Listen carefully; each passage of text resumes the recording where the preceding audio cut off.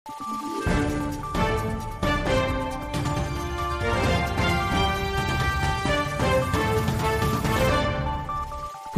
araw, Pilipinas! Ito ang Valiente News hatid sa inyo ng Office of the Vice President.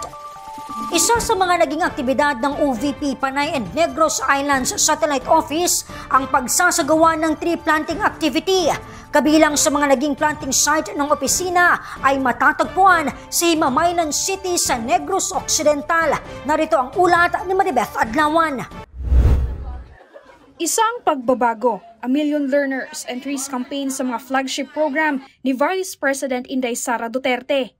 Maliban sa pamamahagi ng pagbabago bags, naging layunin din ng programa na makapagtanim ng 1 milyon ng mga puno bago matapos ang taong 2028.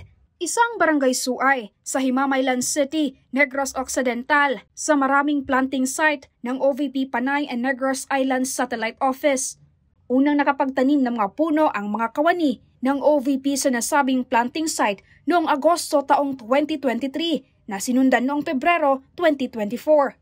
Ngayong Oktubre, binisita namin ang nasabing planting site upang makita ang naging progreso ng mga itinanim na mga puno. Nandito tayo ngayon sa sitio Daan Banwa sa Barangay Suay, Himamaylan City, Negros Occidental, kung saan mahigit 15,000 na mga propagules ang itinanim ng mga kawani ng opisina ng Vice Presidente kasama ang LGU at mga ibang volunteers. Ayon kay Barangay Suay Chairperson Cherry Villarga, malaki ang naitulong ng pagbabago campaign sa kanilang komunidad. Yung pinakamalaking tulong talaga is for the care of the environment. Yes, the tree planting, the coastal planting, our barangay, we are fronting the Guimaras Strait. So mostly when yung mga bagyo storms coming, yung mga malalaking vessels na inter-island, usually the Barangay Suay became their shelter place during storms. So malaki din yung mga mangrove planting na ginagawa namin.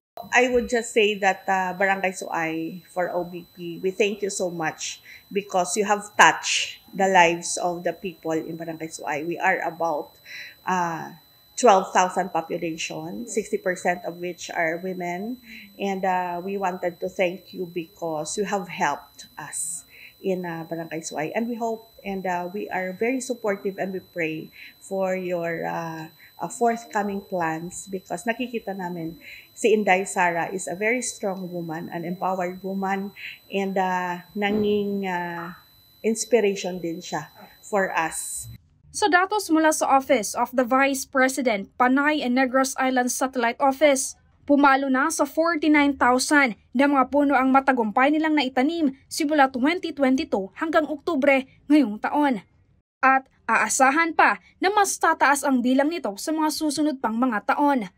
Mula dito sa Bacolod City, ako po si Maribeth Adlawan, lahat para sa Diyos, bayan at pamilyang Pilipino. Valiente News. Ilan sa mga naging katuwang ng OVP sa paghahatid serbisyo sa mga Pilipino sa Panay and Negros Islands at kilalanin. Ako si Claudette Loreto para sa makabuluhan, naninindigan at matapang na mga ulat at impormasyon. Maraming salamat.